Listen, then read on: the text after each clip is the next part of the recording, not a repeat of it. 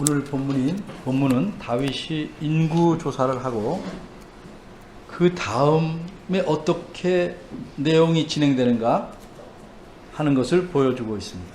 다윗은 백성들을 인구 조사해서 자기 왕국의 안정을 꾀하려고 했습니다. 다시 말해서 하나님을 의지하는 것이 아니라 자기가 다스리는 백성의 수를 의지하려고 인구 조사를 했던 것입니다. 그 후에 이것이 하나님에게 큰 죄를 지은 것인 줄 깨닫고 뉘우칩니다.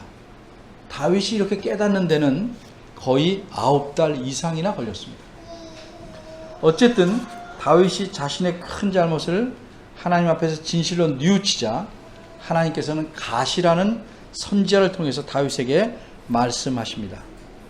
하나님께서 제시한 것이 3가지 제안이었습니다. 이 셋 중에 하나를 택하도록 하십니다.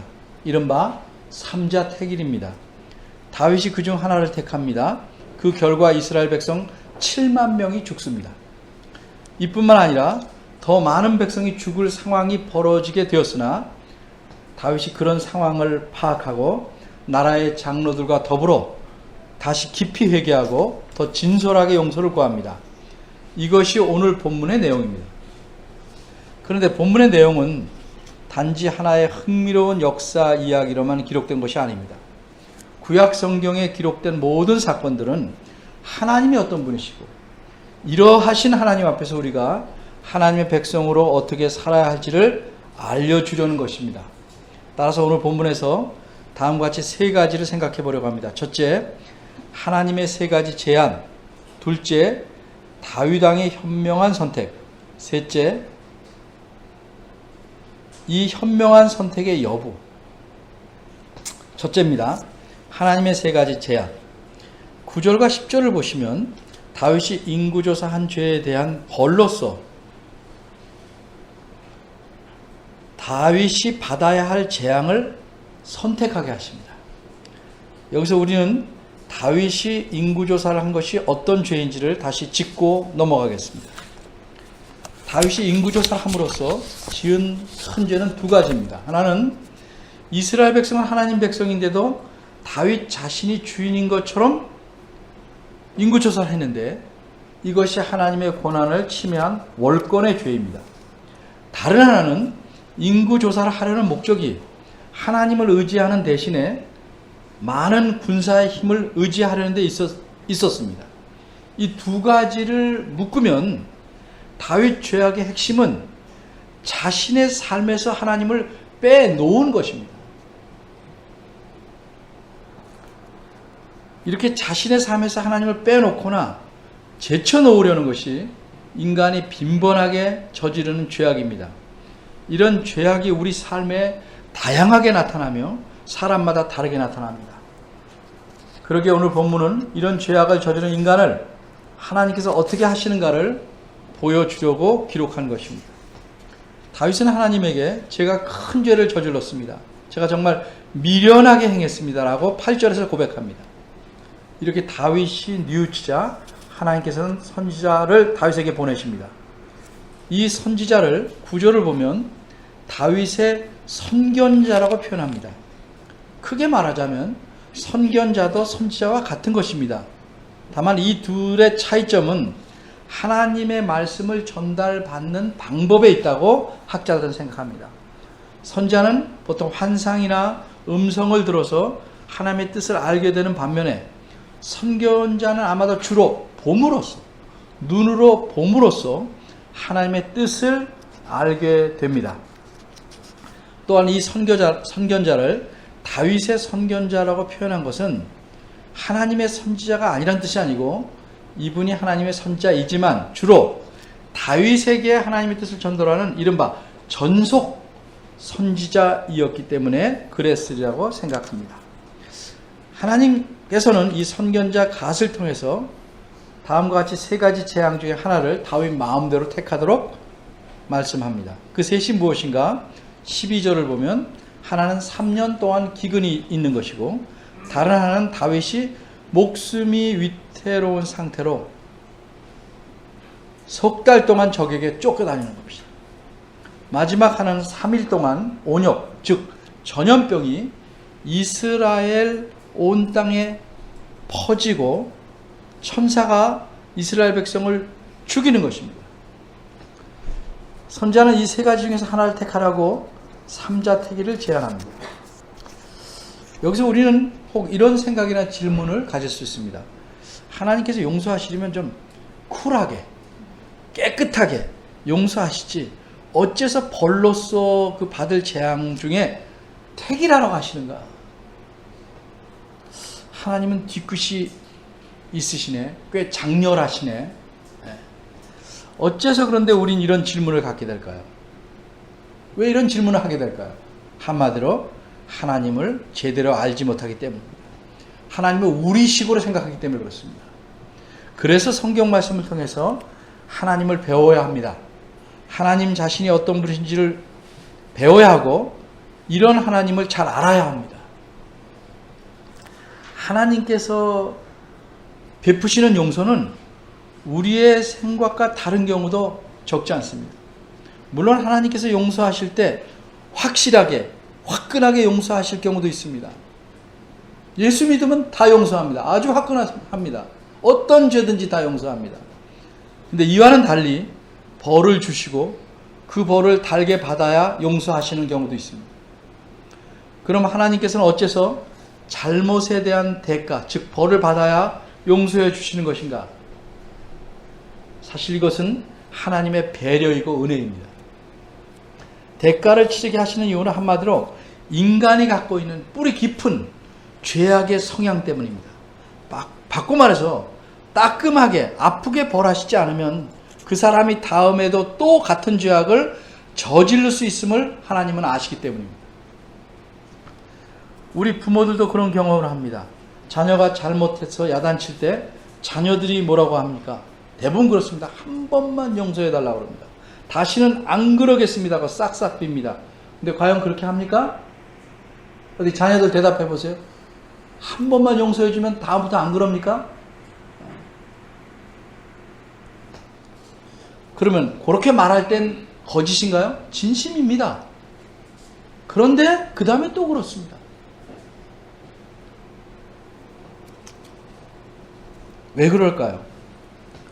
아이들에게도 죄의 성향이 뿌리 깊이 박혀있기 때문에 그렇습니다. 그래서 부모가 호되게 야단치지 않으면 야단 맞은 짓을 또 합니다. 야단 맞을 짓을 또 하면 어떻게 합니까? 머리를 써서 합니다. 들키지 않게. 근데 또 들킵니다. 그래 또 맞습니다. 이렇게 자라납니다. 많은 사람이, 많은 자녀들이 그렇기 때문에 그것이 정상처럼 보이지만 실제는 정상은 아닙니다. 근데 대부분이 그렇게 비정상으로 자라납니다. 그렇게 하나님께서는 다윗의 죄악과 잘못을 용서하시지만 죄의 대가를 치르게 하심으로써 용서하시려는 겁니다. 이것이 하나님의 공의이고 배려이고 지혜입니다. 둘째로 생각해 볼 것은 다윗 왕의 현명한 선택. 하나님께서 선지자를 통해 다윗에게 제안한 세 가지 중에 여러분이 다윗이라면 어떤 것을 선택하시겠습니까? 다윗이 뭐라고 말합니까? 13절에 보면 내가 공경에 있도다. 참 어떤 것을 고를지 참 곤란하다는 말입니다. 세 개 중에 하나를 택하려면 여러 가지 생각이 머릿속에 돌아갑니다. 예를 들어 봅시다. 부모가 자녀의 잘못을 야단치면서 이렇게 말할 경우가 있을 겁니다. 내가 몇 대 맞을지 정해봐. 그럼 자녀는 어떻게 생각할까요? 한 대 맞으면 좋겠는데 그렇게 말했다가는 안 될 것 같으니까. 왜? 잘못을 너무 가볍게 보는 듯이 보일까봐 안 되겠고 5대! 그러면 너무 많이 맞고 아플 것 같아요. 그럼 뭐라고 말합니까? 그 중간쯤인 3대 혹은 2대 이렇게 말할 겁니다. 이렇게 머릿속으로 나름 계산을 합니다. 그럼 다윗은 어떻게 했을까요? 여러분처럼 생각했을까요? 8절을 보면 다윗은 8절 끝머리에 자신이 심히 미련하게 행했다고 고백합니다. 그러면 이번에는 미련하게 선택하면 안 됩니다. 현명하게 선택을 해야 합니다. 그럼 어떤 것이 현명한 선택일까? 다윗은 고민스러웠습니다. 이번에는 다윗이 과연 하나님께서 보시기에 너 현명하게 선택했구나 하실 만큼 바르게 선택해야만 합니다.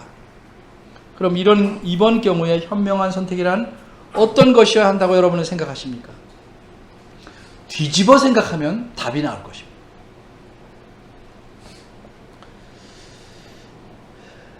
다윗이 8절에서 자기가 심히 미련하게 행했다고 한 것이 무엇입니까? 인구조사였습니다. 근데 그 인구조사가 어째서 심히 미련한 일이었습니까? 그것은 한마디로 하나님을 의지하지 않고 하나님이 아닌 군대의 수를 의지하려는 것이었기 때문입니다. 그러니까 한마디로 미련함이란 하나님에 대한 의지, 하나님에 대한 전적인 신뢰를 버리는 겁니다. 그렇게 이해한다면 현명함이란 어떤 것이겠습니까? 그 반대겠죠. 그래서 다윗은 이번에는 현명하게 선택합니다. 먼저 첫 번째 재앙은 무엇입니까? 3년 기근입니다. 이것이 얼마나 심각한 재앙인지는 성경을 통해 우리도 잘 알고 있습니다. 훗날 엘리야 선지자 시절에 3년 기근이 있었습니다. 땅은 거북이 등처럼 갈라지고 심지어 시냇물도 다 말라서 먹고 살기가 너무 힘들었습니다. 선지자 자신도 어떻게 먹고 살았습니까? 까마귀가 물어다 주는 음식으로 겨우 살았습니다. 왕은 왕궁에서 살기에 백성들보다 먹을 것이 자유롭고 피해가 적겠지만 그래도 다윗은 3년 기근을 택하지 않았습니다. 두 번째 제안은 적군과 싸움에서 패하여 석 달을 적군에게 쫓겨다녀 하는 것입니다. 다윗은 왕이 되기 전에 10년간을 사울 왕에게 계속 쫓겨다녔습니다. 그래서 그 쫓겨다니면서 사는 생활이 어떤 건지 잘 압니다. 왕이 된 후에도 왕위를 뺏으려고 아들이 반란을 일으켜서 계속 쫓겨다녀 봤습니다. 이것저것 이사를 많이 다녀본 사람이라면 이사하면 진절머리가 날 겁니다. 생명의 위협 때문에 쫓겨다니는 일이 얼마나 지긋지긋하고 위태롭고 힘들겠습니까? 다윗은 이 두 번째 제안도 택하지 않았습니다. 그 대신 다윗은 셋째 제안인 여호와의 칼을 받기로 선택합니다. 여호와의 칼이라는 비유적인 표현입니다. 하나님의 심판을 가리킵니다. 하나님께서 직접 자신의 사자, 즉 천사를 보내셔서 심판하시는 겁니다. 이번에는 전염병이 3일 동안 온 땅에 퍼져서 이스라엘 백성을 죽이실 뿐만 아니라 천사로 하여금도 그렇게 죽이시게 하시는 겁니다. 이 셋째 제안을 택한 것이 어째서 현명한 선택이었는가? 단순히 3년, 석 달, 3일 짧은 날을 택한 것인가? 그래서 현명한 것인가? 이 점에 대해서 좀 더 생각해 보겠습니다. 엄밀히 말하면 기근도 하나님께서 보내시는 것이고 전쟁에 져서 적군에게 쫓기는 것도 하나님께서 그렇게 하게 만드시는 겁니다. 그런데 이 일들은 자연적인 재해나 사람을 통해서 다윗에게 일어나는 일입니다. 그렇지만 셋째 재앙은 하나님께서 직접 자기 사자를 보내셔서 행하시는 심판입니다. 그렇게 이 심판은 앞에 두 가지보다는 더 다윗이 자신의 운명을, 자신의 생명을 하나님께 맡기는 겁니다. 바꿔 말해서 하나님을 신뢰하고 하나님에게 직접 심판을 받는 겁니다. 이렇게 다윗이 판단했다는 사실은 그가 13절에서 말한 것에서 잘 드러납니다. 다윗은 셋째 재앙을 선택한 이유를 이렇게 말합니다. 나는 사람의 손에 빠지지 않고 여호와의 손에 빠지겠습니다. 우리말에서는 이게 순서가 바뀌었는데 원어로는 나는 여호와의 손에 빠지겠습니다. 왜냐하면 하고 이유를 말합니다. 그리고 사람의 손에는 빠지지 않겠습니다. 이렇게 말합니다. 사람을 통해서 심판받는 게 아니고 하나님 자신에게 직접 벌을 받겠다는 의미입니다.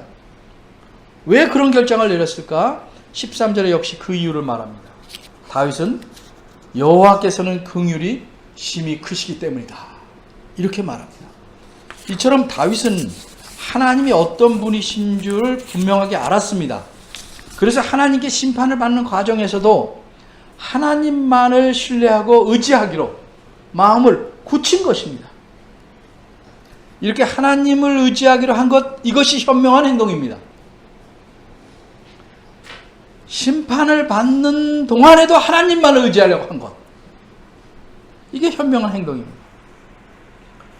다윗은 하나님께서 긍휼이 크시기에 심판을 행하실 때에도 긍휼을 베푸실 것이라는 소망을 가진 겁니다. 그런데 이 다윗의 소망, 다윗의 기대가 과연 이루어질까요? 바꿔 말해서 다윗의 소망이 이루어진다면 그것은 다윗이 현명한 선택을 한 것이고, 아니라면 잘못된 선택을 한 것입니다. 그런데 이후에 일이 어떻게 진행되었습니까? 과연 이 세 번째 선택이 현명했는지 아닌지 그 여부를 생각해 보겠습니다. 세 번째입니다. 이 현명한 선택의 여부, 현명했냐 안 했냐, 그 여부를 살펴보겠습니다. 그 여부를 알기 위해 먼저 15절을 봅니다. 15절은 이렇게 말씀합니다. 하나님이 예루살렘을 멸하러 사자를 보내셨더니 사자가 멸하라 할 때 여호와께서 보시고 이 재앙 내림을 뉘우치사 멸하는 사자에게 이르시되 족하다, 그만하면 됐다, 이제는 내 손을 거두라 하시니. 이 말씀을 보면 하나님께서 재앙 내림을 뉘우치셔서 멸망하시려는 심판을 멈추게 하셨습니다. 그러니 일단 다윗의 선택이 현명한 것이었다, 더 내릴 것을 멈추게 하셨으니까 현명한 것이었다라고 우리가 판단할 만합니다. 14절을 보니까 이스라엘 전역에서 이미 죽은 자가 7만 명이나 되었습니다. 이제 천사가 이스라엘의 서울인 예루살렘에 사는 백성을 죽이려고 하는데 하나님께서 멈추게 하신 것입니다. 여기서 우리는 하나님께서 뉘우치셨다 하는 표현을 보는데 이 표현의 의미를 잘 이해해야 할 것입니다. 우리말에서 뉘우치다는 말은 사전을 보면 자신의 잘못을 스스로 깨닫고 가책을 느끼다, 이렇게 써 있습니다. 근데 성경에서는 이런 의미가 전혀 아닙니다. 잘못을 깨닫고 이런 의미는 없습니다. 이 말의 의미는 가슴 아프게 여기셨다, 또는 불쌍히 여기셨다, 또는 긍휼을 베푸셨다 하는 뜻입니다. 하나님은 잘못하지 않습니다. 하나님은 실수하지 않으십니다. 하나님은 가혹하거나 불의하시지도 않습니다. 그러기에 하나님에게는 뉘우침이 없습니다. 그런데 어째서 우리말 성경에서는 뉘우치사라고 했는가? 우리 읽는 사람들의 이해를 돕기 위해서 쓴 것입니다. 하지만 제 생각으로는 긍휼히 여기셨다, 혹은 불쌍히 여기셨다, 이렇게 표현했으면 더 좋았을 뻔했습니다. 예를 들어 봅시다. 자녀가 잘못했습니다. 5대를 때려야 마땅하다고 부모는 생각합니다. 그래서 때리기 시작합니다. 아이도 그만큼 맞아야 된다고 잘못을 인정하고 기꺼이 맞으려고 합니다. 근데 1대 때렸습니다. 쩔쩔맵니다. 2대 때리고 보니까 아이가 너무도 애처롭습니다. 그럼 부모가 어떻게 할 겁니까? 그래도 내가 착하지 너 때려서 부러뜨린다, 이런 부모는 없죠. 부모는 어떡합니까? 악착같이 5대를 다 때립니까? 일반적으로 부모라면 어떤 명분을 달아서라도 멈춥니다. 그 아이의 잘못이 줄어들어서 그런 게 아니고 부모가 자녀를 불쌍히 여기기 때문에 그렇습니다. 이것이 부모가 자녀에게 베푸는 긍휼입니다. 아이들은 그 긍휼을 깨닫지 말고 아싸 할지 모르지만 부모의 긍휼입니다. 하나님은 어떠십니까? 인간 부모보다 비교하실 만큼 긍휼이 풍성하십니다. 그래서 다윗은 13절에서 뭐라고 말했습니까? 여호와께서는 긍휼이 심히 크시다, 이렇게 말할 수 있었던 겁니다. 15절을 자세히 다시 보겠습니다. 여러분이 자세히 보면 아셨을 것 같기도 해요.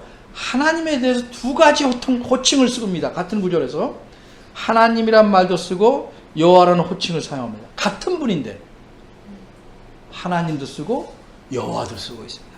왜 그렇다고 생각하십니까? 이것은 성경에서 쓰는 일반적인 용례에 맞게 사용한 것이기 때문입니다. 무슨 말이냐?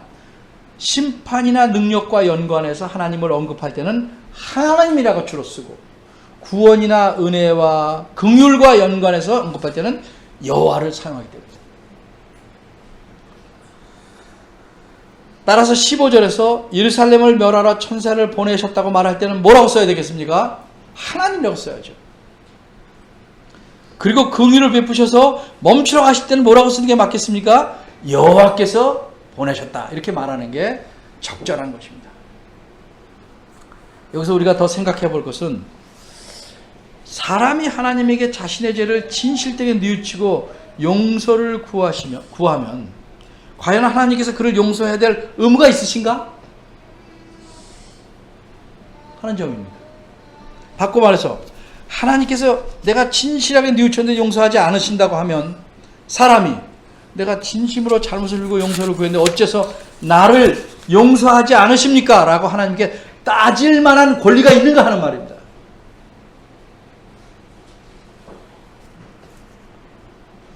제가 성경을 이해하는 바로는, 사람이 진실되게 회개하고 용서를 구한다 해도 하나님께서 반드시 그를 용서해야 될 의무는 없습니다.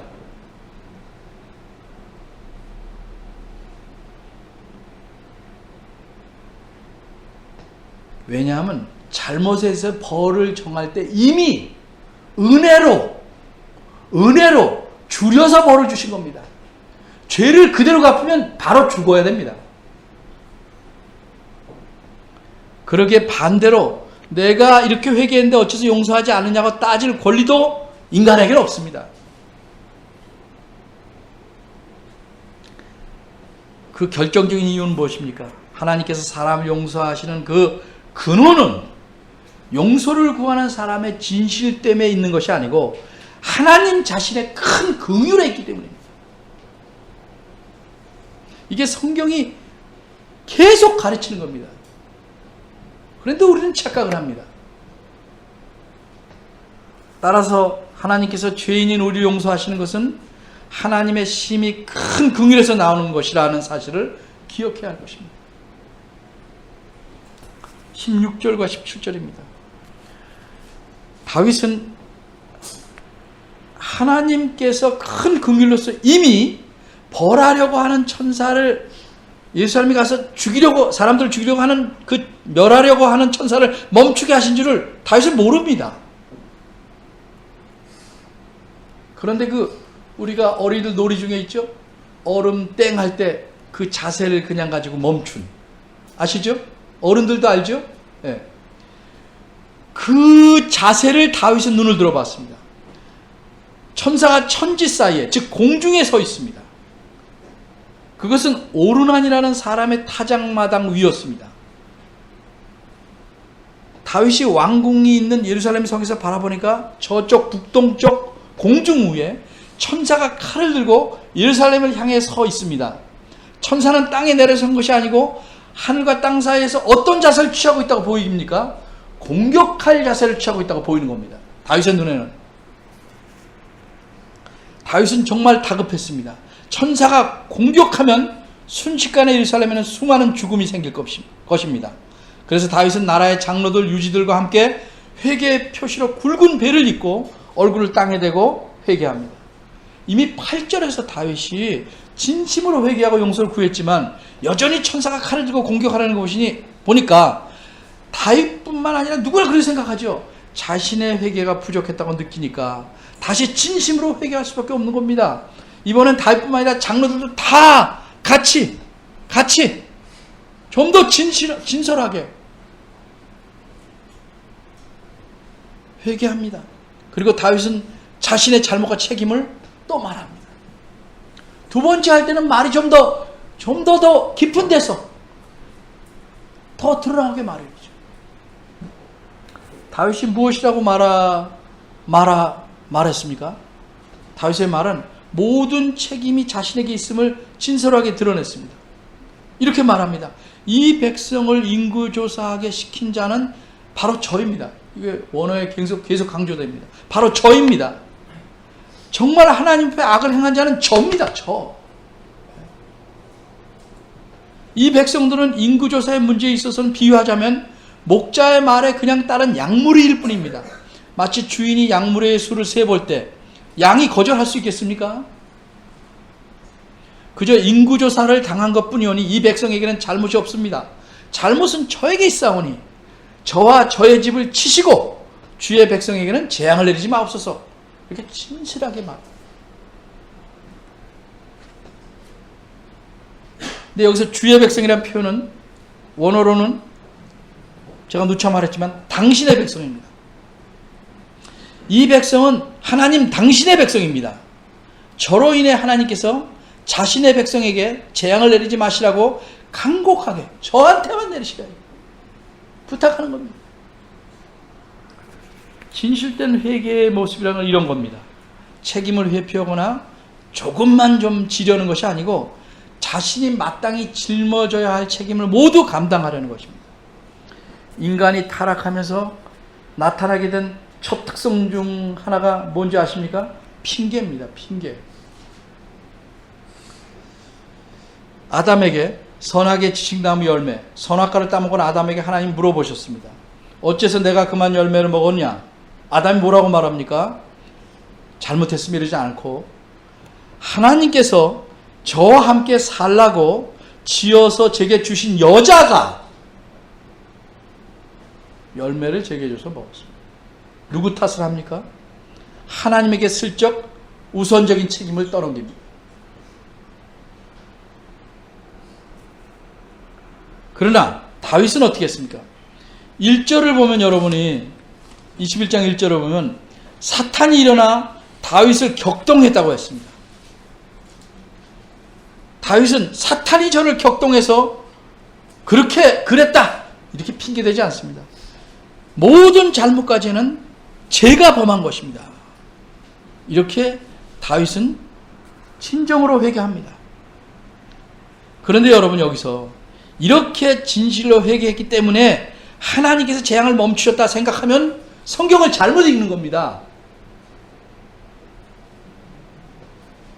글의 순서를 잘 보세요. 다윗이 회개했기 때문에 하나님이 재앙을 멈추신 것이 아니고 이미 천사로 하여금 멈추게 하셨습니다. 왜 그러셨습니까? 하나님께서 큰 긍휼을 베푸셨기 때문입니다. 그런데 17절에 있는 다윗의 말을 보니까 다윗이 하나님에 대해서 이해를 바르게 하지 못한 점 하나가 있습니다. 그것은 하나님께서 자기 백성에게 재앙을 내리신 일에 대해서입니다. 다윗은 어떻게 생각합니까? 이스라엘 백성에게 재앙이 임하게 된 것이 단지 인구조사 문제와만 연관이 있다고 생각한 듯합니다. 그런데 하나님은 이 인구조사 일을 통해서 잘못된 다윗에게 뿐만 아니라 역시 잘못한 이스라엘 전체에게 심판을 가하시려는 목적이 있었습니다. 이 사실을 어디서 알 수 있습니까? 1절을 봅시다. 1절을 보면 사탄이 일어나 다윗을 대적했다 아니고 이스라엘 전체, 이스라엘 대적했다는 말에서 드러납니다. 이스라엘을 대적하려고 사탄이 일어난 겁니다. 이것은 하나님께서 다윗 한 사람만을 염두에 두신 것이 아니라는 뜻입니다.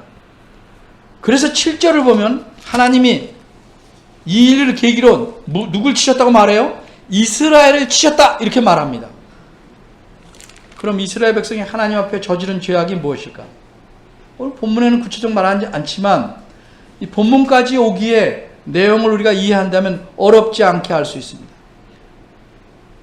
적어도 분명한 점은 하나님의 심판을 받을 만한 죄를 이스라엘 백성이 이미 범했고 하나님께서는 이제껏 참고 계시다가 이번에 인구조사한 다윗의 죄악과 묶어서 다윗과 그 백성을 함께 심판하셨다는 사실입니다. 하나님은 전혀 아무런 이유 없이 자기 백성을 벌하지 않습니다. 그건 불의한 일입니다. 하나님이 누구를 벌하실 때는 다른 사람은 몰라도 그 사람과 하나님은 압니다. 그럼 이 백성들이 하나님께 범한 죄악은 무엇일까요? 간단히 예를 들어 말하겠습니다. 이스라엘 백성은 어떤 사람입니까? 어떤 사람입니까? 이미 앞에서 죄를 졌지만 이게 좀 다윗의 노년기니까 압살롬의 반란에 대부분 동참했습니다. 압살롬이 누굽니까? 다윗의 아들입니다. 하나님께서 왕으로 세우신 다윗을 하나님이 놔두는데 그 다윗을 몰아내려는 반란에 이스라엘 백성이 대부분 참여했습니다. 이뿐만 아니라 그 후에 압살롬 반란 이후에 세바라는 사람이 또 반란을 일으키는데 그 일에도 이스라엘의 상당수 사람이 세바를 쫓아서 다윗을 대적했습니다.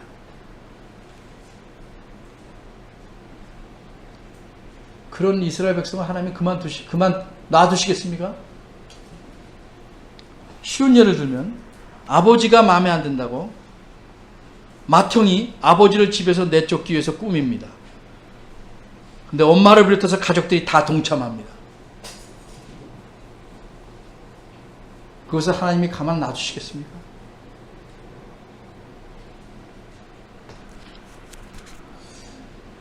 본문의 내용을 우리가 다 살펴봤습니다.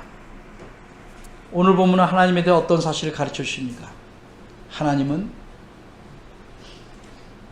재앙 중에서도 긍휼을 베푸실 만큼 긍휼이 풍성하신 분이라는 사실입니다. 잘 기억해야 됩니다. 다윗이 저지른 죄악이 뭡니까? 하나님을 의지하지 않고 자기 자신, 여기서는 군대에 쓰지만 다른 걸 의지합니다.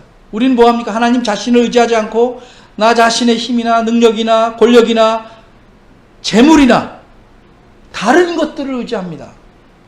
하나님을 의지 안 한다는 점에서는 똑같은 겁니다. 이것이 하나님께서 미워하시는 엄청난 죄악입니다. 이런 죄악의 문제 때문에 하나님을 하지 않는 죄악의 문제 때문에 우리 삶에 대부분의 아픔과 고통과 슬픔은 오는 것입니다. 여러분이 힘든 일, 어려운 일 당하는 것이 불신자에게 받는 핍박일 수도 있고 예수님을 바르게 믿기 때문에 생기는 핍박일 수도 있지만 상당히 많은 부분은 하나님을 의지하지 않기 때문에 오는 겁니다. 자기 마음대로 자기 삶을 꾸려가려고 하고 자기 마음대로 삶의 목표를 하나님은 빼놓고 세우려고 하고 자기 마음대로 자기 삶을 움직여가고 자기가 삶의 주인인 양 모든 것을 주인 행세함으로써 생겨나기 때문입니다. 미련한 행동을 하기 때문에 하나님을 의지하지 않는 미련한 행동을 하기 때문에 생기는 일들입니다. 이렇게 살아가는 우리를 하나님께서 그냥 놔두시겠습니까? 놔두시지 않습니다. 히브리서 12장에서는 잠언에 있는 말씀을 갖다 이렇게 말합니다. 주님께서 징계하실 때 주의 징계하심을 가볍게 경솔히 여기지 말라. 그에게 꾸지람을 받을 때 낙심하지 말라. 왜냐하면 주님께서는 자기가 사랑하는 자를 징계하시고 그 받으시는 아들마다 책짓기를 하시기 때문이다. 이렇게 말씀합니다. 그리고 이어서 뭐라고 합니까? 그 아비가 징계하지 않는 아들이 어디 있겠느냐. 징계는 누구나 다 받는 건데 너희에게 없으면 오히려 너희는 사생자고 참아들이 아니다. 우리가 잘못하면 징계가 옵니다. 그게 경미하든 강하든 내가 알든 모르든 옵니다. 그래서 삶이 고통스럽습니다. 삶이 너무 힘들 수도 있습니다. 버겁습니다. 문제가 많이 꼬일 수도 있습니다. 무엇이 잘못인지 돌이켜 보셔야 합니다. 근데 아직도 문제가 뭔지 모르고 사는 사람도 의외로 많습니다. 그리고 끝까지 자기 힘으로 매듭을 풀듯 풀어가려고 합니다. 그래서 더 엉기고 매듭이 심하게 엉기면 여러분 어떻게 풀죠? 잘라야죠. 더 큰 아픔을 겪게 되는 겁니다. 무엇 때문에 그런 일이 생기는지 좀 돌아봐야 됩니다. 미신식으로 생각하라는 게 아니고 내가 하나님을 의지하지 않는지 그래서 문제가 생긴 건지를 잘 살펴봐야 됩니다. 오늘은 하나님을 잘 의지하고 살았는지 안 그랬는지 자기 마음을 들여다봐야 됩니다.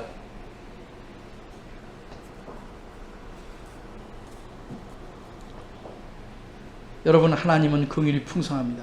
여러분이 들여다보시고 진심으로 회개하고 긍휼이 이렇게 풍성하신 하나님을 의지한다면 하나님께서 일들을 풀어주시고 피할 길을 주시고 여러분의 삶을 변화시킬 것입니다. 그것이 우리가 믿는 의지하는 하나님. 기도하겠습니다. 하나님, 저희가 오늘 다윗의 회개와 하나님의 긍휼하심에 대해 생각해 보았습니다. 우리가 삶 속에서 수많은 잘못과 죄악을 행하면서 주님 앞에 진실로 뉘우침이 적거나 그런 의지하지 않은 잘못을 별로 의식하지도 않고 살아갈 때가 많습니다. 저희를 불쌍히 여겨주시길 바랍니다. 저희 마음속에 회개하는 심령을 주시고 예민하게 우리 자신을 보게 하시고 우리 자신들이 저지르는 이 불신에 의지하지 않는 죄악이 얼마나 하나님을 아프게 하고 하나님께 큰 죄악인지 알게 하십니다. 우리 삶의 목표와 우리 삶의 모든 과정에서 하나님 빼놓고 하나님 없는 삶을 살려고 하는지 돌아보게 하십소서. 그래서 늘 하나님 중심으로 살아가는 자로 돌아올 수 있도록 이끌어 주옵소서. 저희들은 매우 약합니다. 죄의 성향도 뿌리 깊습니다. 그러나 이것들을 핑계로 대지 않게 하시고 주님을 더욱 의지하셔서 주께서 이를 붙잡아 주시고 필요할 때마다 징계를 하셔서 하나님을 더욱 의지하며 살게 도와주옵소서. 예수님 이름